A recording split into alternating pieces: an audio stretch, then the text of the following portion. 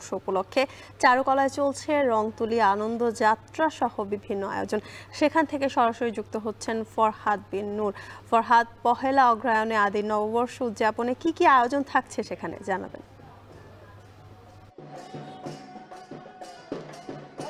ধন্যবাদ।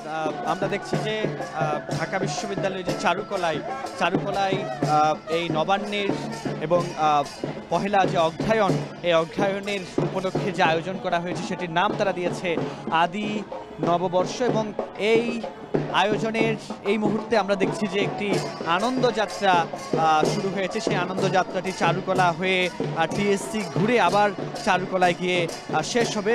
আমরা দেখছি যে এই এবারের যে নবান্নের যে মোটিভ আমরা দেখেছি জুলাই 36, এই জুলাই 36কে তারা মোটিভ হিসেবে গ্রহণ করেছে। এবং আমরা দেখছি যে বাংলাদেশের যে বাঙালির যে ঐতিহ্য, সেই বউকে একেবারে পালকিতে করে নিয়ে যাওয়ার যে ঐতিহ্য, সেই ঐতিহ্য আমরা এখানে লক্ষ্য করছি।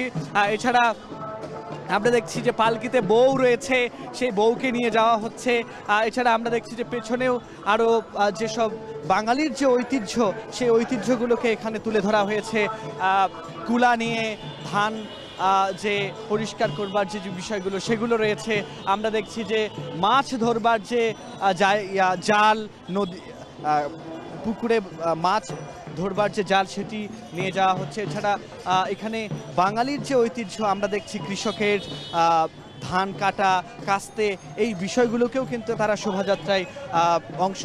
শোভাযাত্রায় রেখেছে। এছাড়া আমরা দেখেছি যে চিত্র প্রদর্শনীয় রয়েছে এবং তারা যেটি বলছেন যে আদি যে নববর্ষ মূলত সম্রাট আকবর এর আগে এই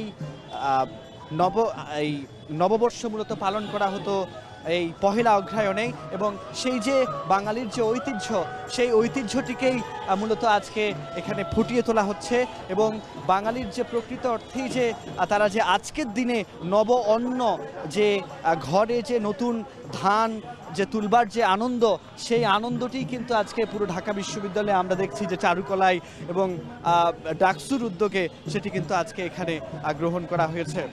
তো এই ছিল ঢাকা বিশ্ববিদ্যালয় থেকে আমার কাছে সবশেষ তথ্য। ঢাকা বিশ্ববিদ্যালয় ও রাজশাহী বিশ্ববিদ্যালয়ের নবান্ন উৎসবের আয়োজন দেখছিলাম আমরা।